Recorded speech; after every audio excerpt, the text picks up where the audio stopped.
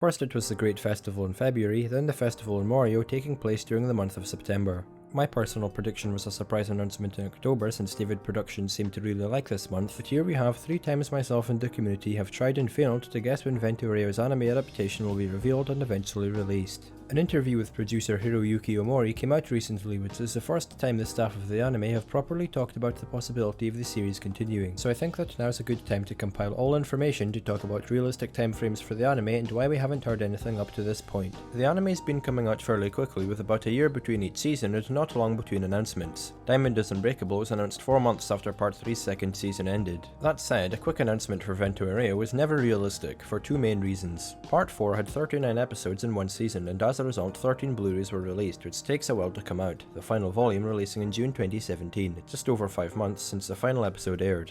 It makes sense to have an idea of how well the show is going to sell before getting Vento Aureo greenlit, and as a result a longer wait was necessary for the producers, Shueisha mainly, to decide what to do with the franchise. A lot of people see JoJo as this iconic series that is guaranteed adaptations, especially since Japan loves Part 5, but as with any anime, seasonal drop-off is something to be wary of.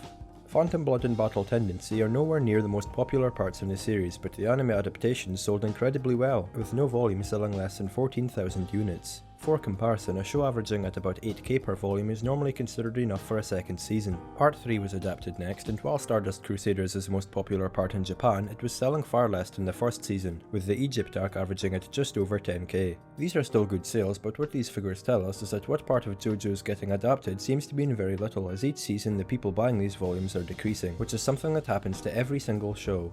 JoJo isn't a manga that's going to sell millions of copies per volume and has already hit its peak, so there isn't a drive to release anime adaptations to spark interest in the franchise like there is for My Hero Academia, which has been confirmed for a 3rd season despite lackluster sales. While things like anime merchandise also play into potential anime continuations, I'm talking about disc sales in particular because of the aforementioned interview with Hiroyuki Omori. I don't speak Japanese, but the interview essentially boiled down to, we're waiting to see how disc sales turn out. What this means is that unfortunately the Part 5 anime is a long way off, as it hasn't been greenlit yet and won't come out in January like some hoped. My new and final prediction is that if Vento Aureo will come out, it will be in October 2018. Part 4 sold well with an average of 8.5k per volume. This is particularly impressive for a 13 volume series, but the producers will be wondering about what the drop off could be for Part 5, as if there's a 1.5k average drop in sales like there was with Part 3 and 4, that will be a bit concerning.